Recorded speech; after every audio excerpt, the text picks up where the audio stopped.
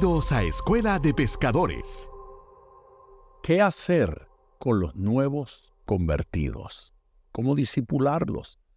¿Cómo trabajar con aquellas personas que recién se convierten al Señor? Esto es un problema, una crisis, una situación, una necesidad de todas las iglesias, de todos los ministerios en todas partes del mundo. Es la pregunta que está en los corazones de todo aquel que pastorea, de todo aquel que se gana a un alma para Cristo. Tenemos la gran pregunta: ¿cómo lograr que los nuevos creyentes perseveren?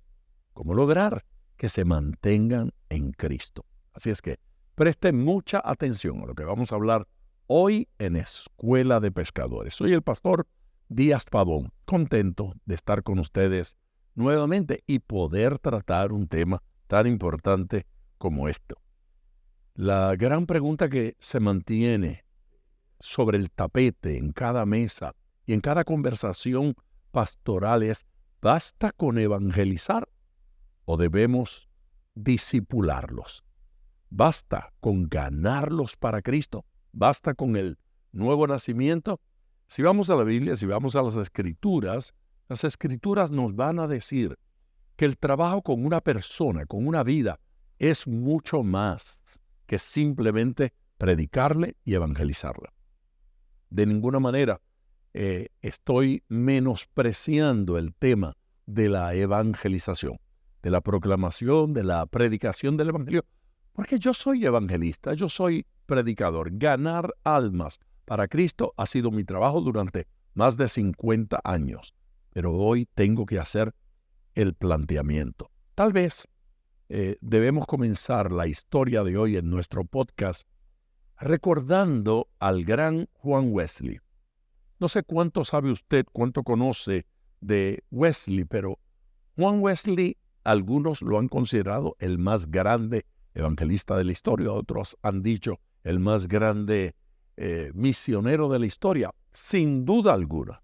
Lo cierto es que Wesley fue uno de esos gigantes de la fe, ganador de almas.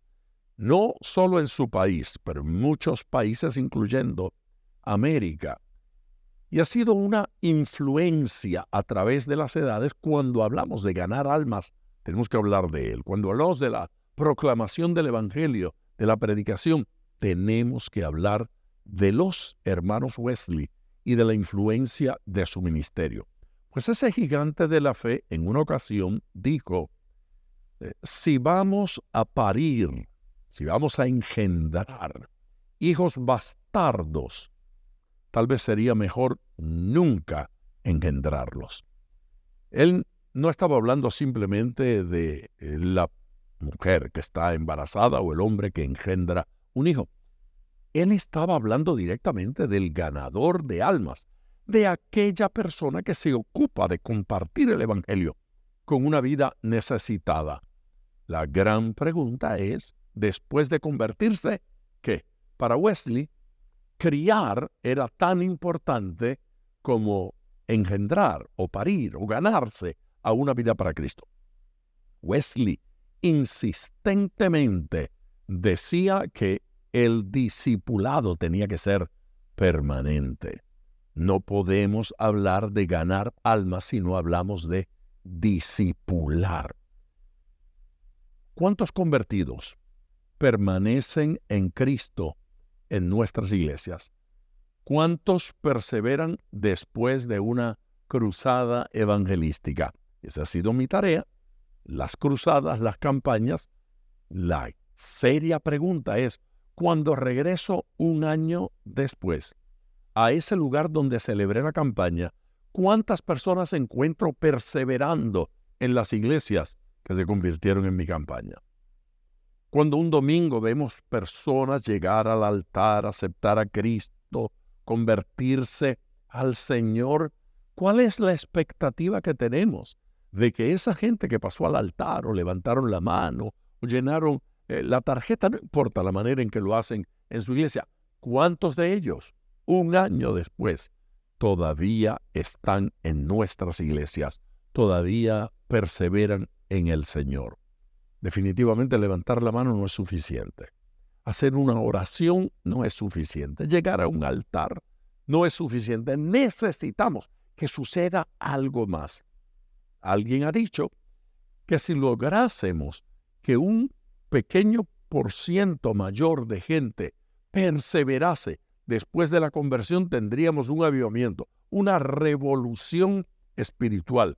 Si solamente el 1% más de los que hacen profesión de fe en nuestras iglesias realmente se convirtieran y perseveraran en Cristo, nuestras iglesias se multiplicarían, se duplicarían, quién sabe si se triplicarían. El problema lo estamos enfrentando todos, los que damos campañas, los que predicamos de casa en casa, tocando puertas, repartiendo literatura, o los que hacemos eso que llamamos evangelismo relacional, predicándole a los amigos, a los compañeros de trabajo, invitándolos a la iglesia. Me gusta también llamarlo evangelismo orgánico. Aún en ese evangelismo orgánico, aún en ese evangelismo relacional, estamos experimentando el problema de cuántos perseveran, cuántos permanecen. Sería maravilloso pensar que un porcentaje grande de la gente que viene a Cristo, que hacen profesión de fe, se mantuvieran en el Señor. Tristemente, los números dicen que alguna cosa no estamos haciendo bien. Alguna cosa no está funcionando como debe funcionar. Un pasaje que me gustaría leer y que sea base en lo que hablamos en el día de hoy está en el Evangelio según Mateo capítulo 28, versículos 19 y 20. Escucha este versículo que de seguro lo conoce. Por tanto, id y haced discípulos a todas las naciones, bautizándolos en el nombre del Padre y del Hijo y del Espíritu Santo, enseñándoles que guarden todas las cosas que os he mandado. Y he aquí, yo estoy con vosotros todos los días hasta el fin del mundo. Esa expresión es lo que regularmente llamamos la Gran Comisión. En algún otro evangelio dice, id y predicad el evangelio. La proclamación de la palabra, la predicación de la palabra.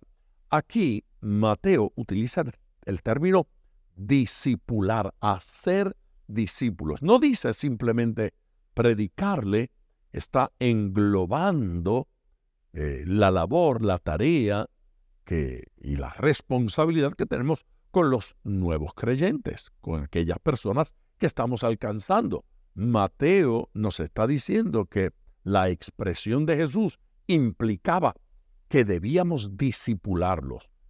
Según Jesús, en este pasaje, discipularlos es evangelizarlos, darle, compartirle las buenas nuevas de salvación, alcanzarlos cuando son pecadores y darle las buenas nuevas, decirle que Cristo murió por ellos, mostrarles el amor del Señor, compartirle la buena noticia.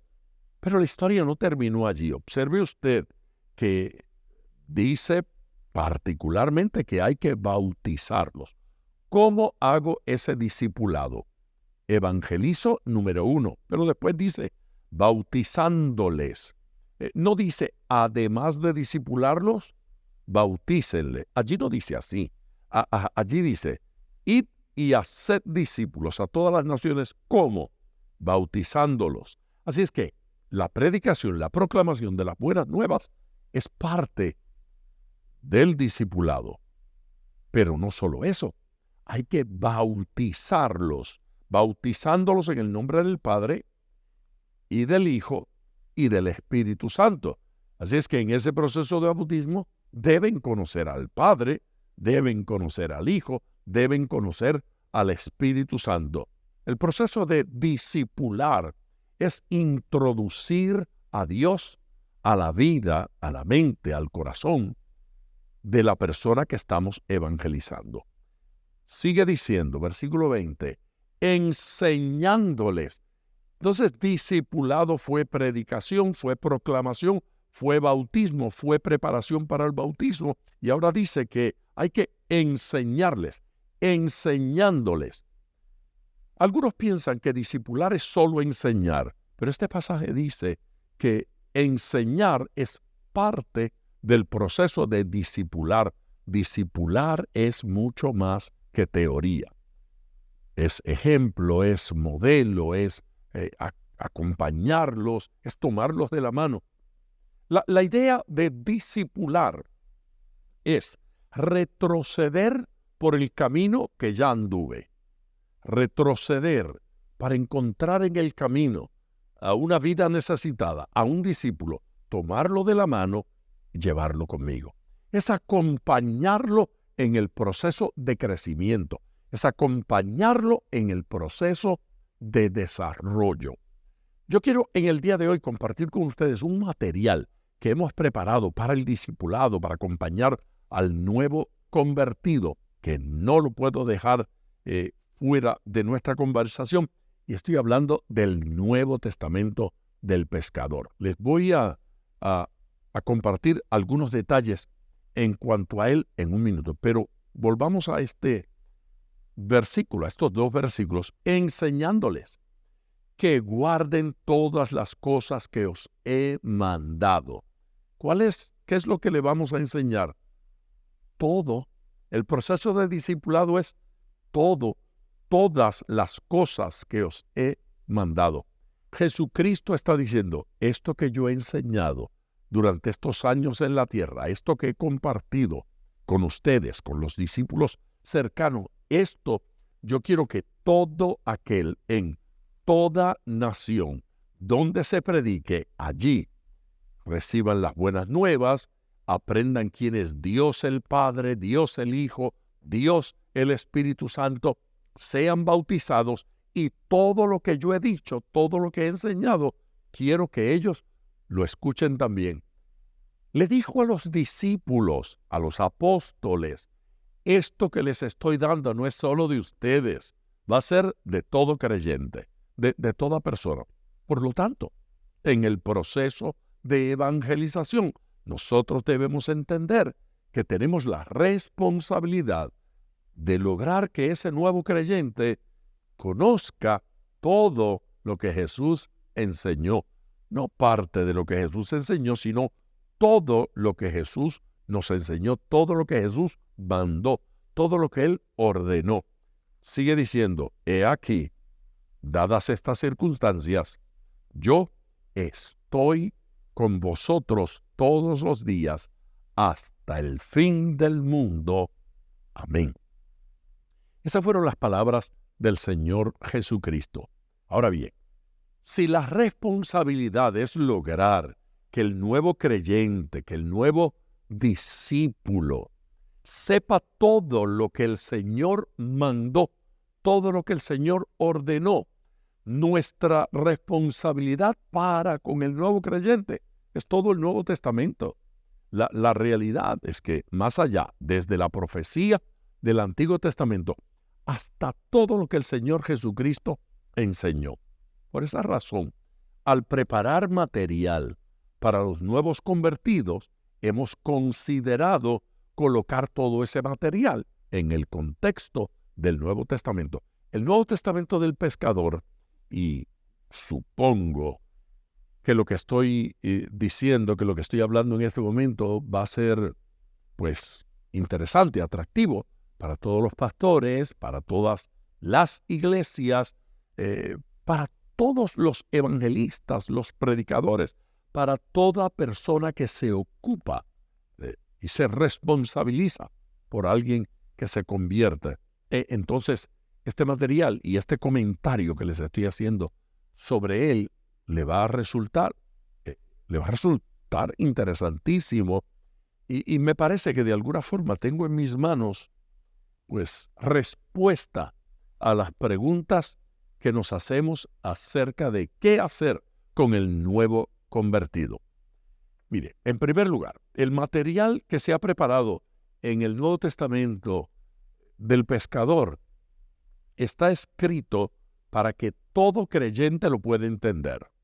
Está escrito de forma sencilla y de forma responsable. La primera parte incluye una sección que la hemos llamado escudriñe. Eso de escudriñar, un pastor lo explicaba diciendo, es meterse entre las vocales y salir, entre las consonantes, darle la vuelta a cada palabra y descubrir lo que significa cada frase que salió de la boca del Señor. Es sumergirnos en las Escrituras para entenderla. La iglesia sería mucho más crecida y mucho más madura, y cada uno de nosotros más fuertes en el Señor si escudriñáramos más la palabra del Señor. Esta primera sección se llama escudriñe. ¿Escudriñe qué? Pues escudriñe la Biblia desde ciertas perspectivas. De la manera que hemos preparado este material, usted puede tomar a cualquier persona, ponerle este material en las manos y prepararlo para que lo enseñe a otros. Es decir, queremos convertir a cada miembro de nuestras iglesias en un discipulador, que cada persona pueda enseñar la Biblia. Usted no tiene que considerar que otro debe enseñar las Escrituras o que debemos ir a donde el pastor para que él discipule a todo el mundo. No, la Biblia lo llama a usted un ministro. Usted es un instrumento de Dios para bendecir a otros. ¿Qué cubrimos aquí en escudriñe? Pues escudriñe en la Biblia acerca de la salvación. Esa es la primera sección, escudriñe acerca de la salvación. Todo nuevo creyente debe estar firme en la convicción de salvación. ¿Cómo sé que soy salvo? Las dudas que el diablo va a poner, las preguntas, las interrogantes que van a surgir en los primeros días. Por eso, la acción del discipulado tiene que comenzar en el altar de la conversión. La gente nueva las tenemos que discipular de inmediato. Tan pronto hace profesión de fe, tan pronto levanta la mano, tan pronto abre el corazón, tan pronto aceptan a Jesús, tenemos que continuar, porque con la conversión ya comenzó el discipulado. El primer paso ha sido dado, hay que llevarlo al segundo, porque de otra manera se va a sentar y ya no va a ir a un segundo paso. Así es que comencemos por allí, que escudriñe, que descubre en las Escrituras lo valioso, el contenido, lo que significa ser salvo. Una vez descubran eso, van a querer avanzar en Cristo. Así es que seguimos. Escudriñe, ¿qué más? Escudriñe en las Escrituras acerca de comienzo de la vida cristiana. Ahí cubrimos cosas como, obviamente, conversión, arrepentimiento, justificación, santificación y algunos más. Cadenas de versículos a través del Nuevo Testamento para entender esos temas. El bautismo, bueno, las ordenanzas, ambas ordenanzas. Queremos que la gente entienda la ordenanza del bautismo y que entiendan la ordenanza de la Santa Cena.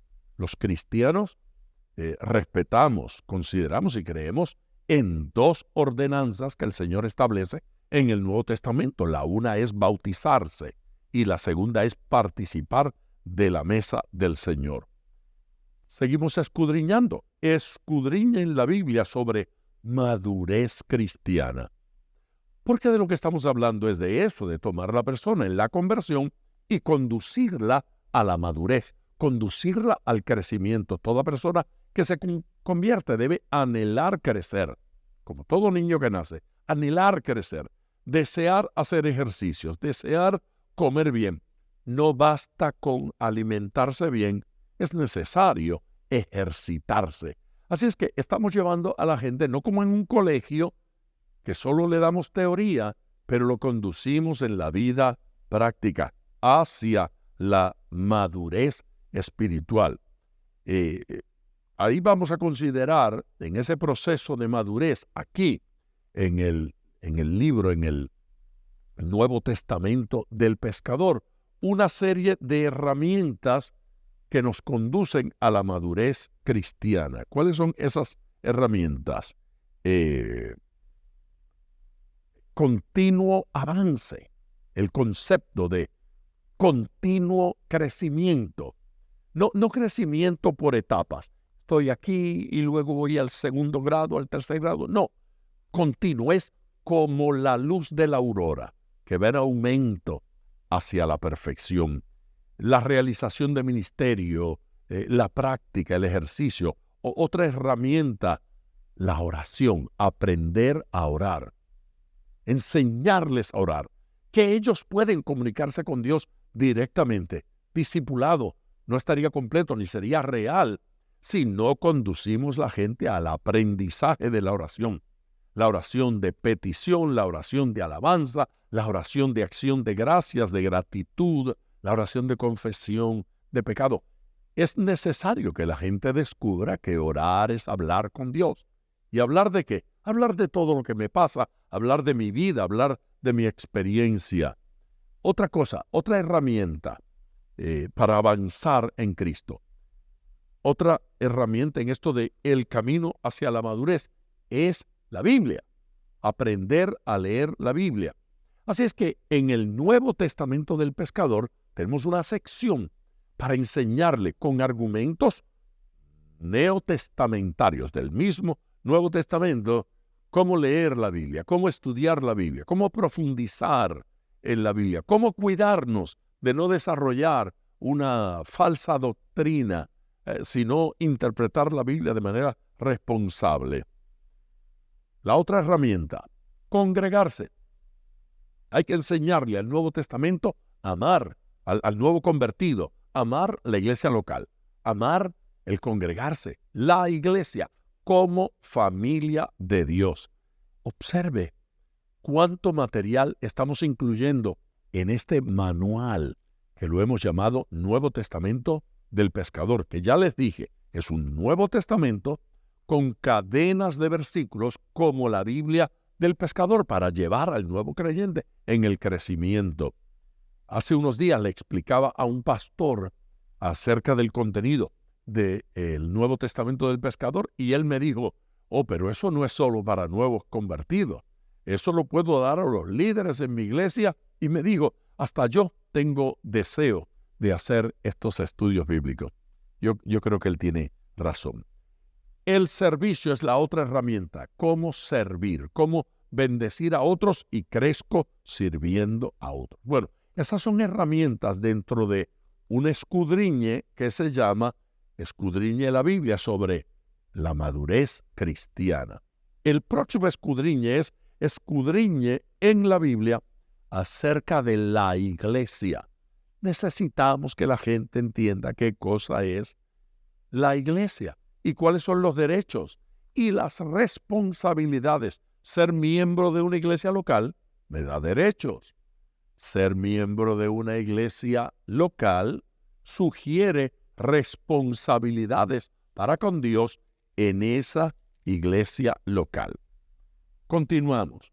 Escudriña en la Biblia acerca de la vida espiritual. ¿De qué estamos hablando cuando hablamos de la vida espiritual?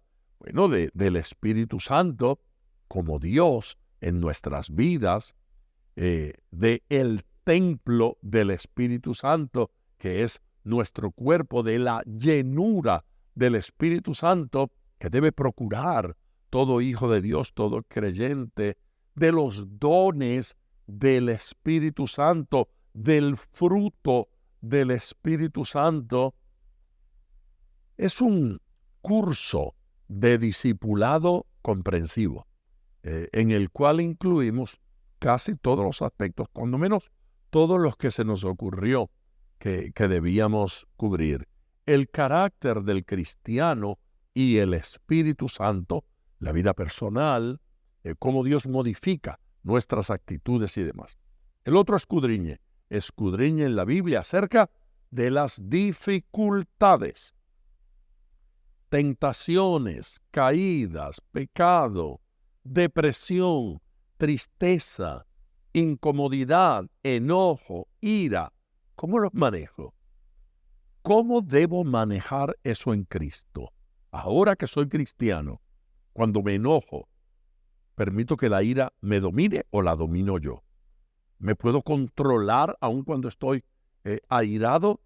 Me parece, gente querida, que estamos dejando fuera del discipulado tantos aspectos importantes que utilizar un manual como este, utilizar la misma Biblia para que nos enseñe, es descubrir todo un universo nuevo. Escudriñe en la Biblia acerca de la guerra espiritual. ¿Existe el diablo?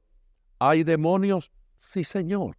Es real. Sabemos que son reales. ¿Qué actitud debemos tener para con ellos? Escudriñe en la Biblia la importancia de compartir su fe.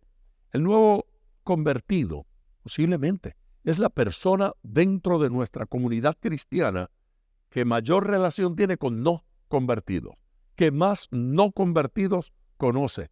Posiblemente sea el mejor instrumento que tengamos para alcanzar a otras vidas para Cristo. Así es que al nuevo creyente le queremos enseñar cómo compartir su fe. Una de las cosas que incluimos aquí son los 5 principios de vida eterna, una estrategia bíblica para llevar, conducir vidas a los pies de Cristo. A mí me encanta lo que estoy hablando con ustedes y lo que estamos viendo que contiene el Nuevo Testamento del pescador.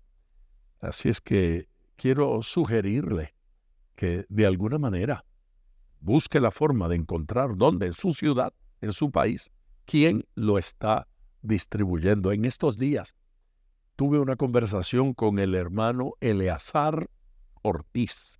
Él dirige un ministerio extraordinario en México que se llama Editorial Bíblica. Asimismo está en las redes sociales, editorialbiblica.com.mx, o sea, México.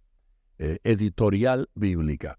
Y son los mayores distribuidores que hay en todo México del Nuevo Testamento del pescador. Así es que todo el que me está escuchando allá en México ya sabe, Editorial Bíblica, el hermano Eleazar, él es parte de nuestro ministerio y parte de todos los esfuerzos evangelísticos que realizamos allá en México. En cada país hay hermanos y hay ministerios que lo están utilizando. Acabo de mencionar a Eleazar porque estaba hablando con él ayer.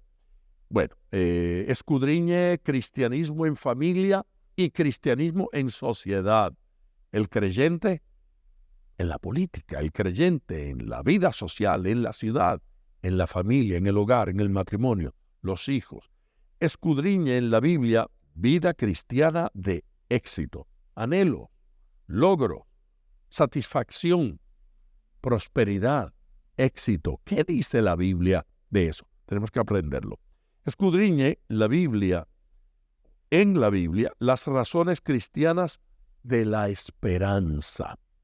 ¿Por qué somos gente de esperanza? ¿Por qué creemos en el más allá?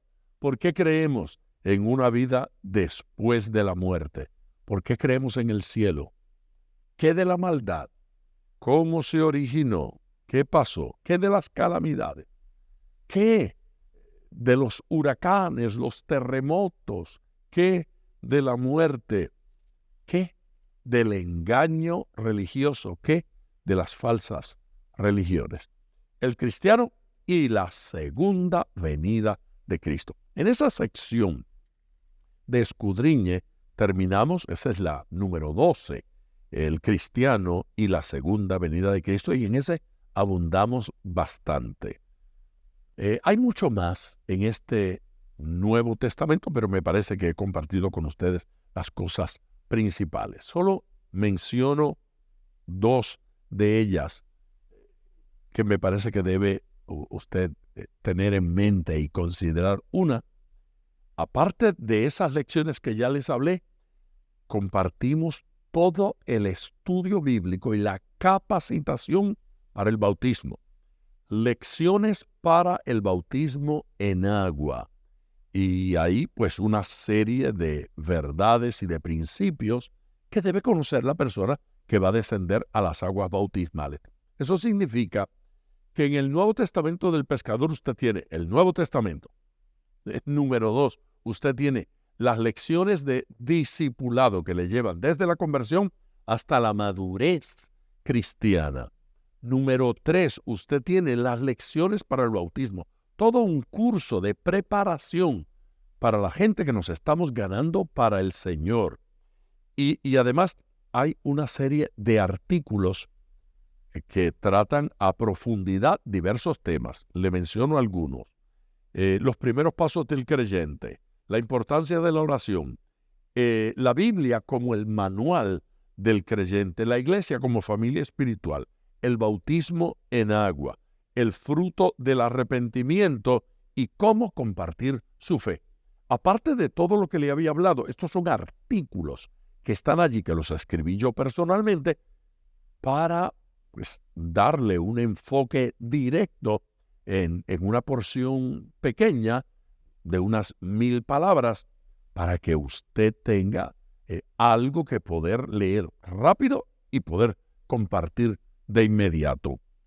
Finalmente, debo mencionar que cada libro del Nuevo Testamento, en el Nuevo Testamento del pescador, tiene una pequeña introducción en la visión, en la concepción de la salvación y del nuevo nacimiento. ¿Cómo nos sirve ese libro desde Mateo hasta Apocalipsis para ayudarme en mi desarrollo en Dios? ¿No le parece a usted que el Nuevo Testamento del pescador es cosa especial? Pues a mí me parece cosa especial. Por algunos años estuvimos trabajando en este material y llegó el momento en que me sentía ansioso de cuándo lo vamos a tener listo, cuándo lo vamos a tener disponible. Ya está listo. Y aquí en Escuela de Pescadores decidí tomarme este programa para decirle a ustedes cuál es el contenido. Es posible que usted pase frente a él en una librería y lo vea allí. Y con ver la tapa posiblemente no va a saber, obviamente no va a saber cuál es el contenido. Hoy quise que nuestra familia en Escuela de Pescadores recibiera de primera mano en qué consiste, qué es lo que tiene, cuál es el valor agregado a ese Nuevo Testamento, cómo nos puede servir para asistir, ayudar, orientar, capacitar gente. Lo que estoy recomendando es enseña a jóvenes a utilizarlo para que jóvenes discipulen jóvenes. Enseñe a adultos a utilizarlo para que adultos discipulen adultos. Enseñe a ancianos a utilizarlo. Y esto lo va a poder enseñar a utilizar en media hora, 40 minutos máximo, porque son cadenas de versículos para llevarlo y es asunto de discutir con la persona cada día o cada reunión un concepto, un principio, y lo va a hacer de manera efectiva. Ancianos que discipulen ancianos, hombres que discipulen hombres, mujeres que discipulen mujeres, y activemos a toda la iglesia para hacer este trabajo, desde la evangelización hasta la madurez cristiana. Quiero creer que estas palabras no le hayan aburrido, sino que le entusiasmen a trabajar, a desarrollar labor cristiana y que le entusiasme mucho utilizar el Nuevo Testamento del pescador. Gracias por su amor, gracias por su paciencia, y aquí nos volveremos a encontrar en Escuela de Pescadores.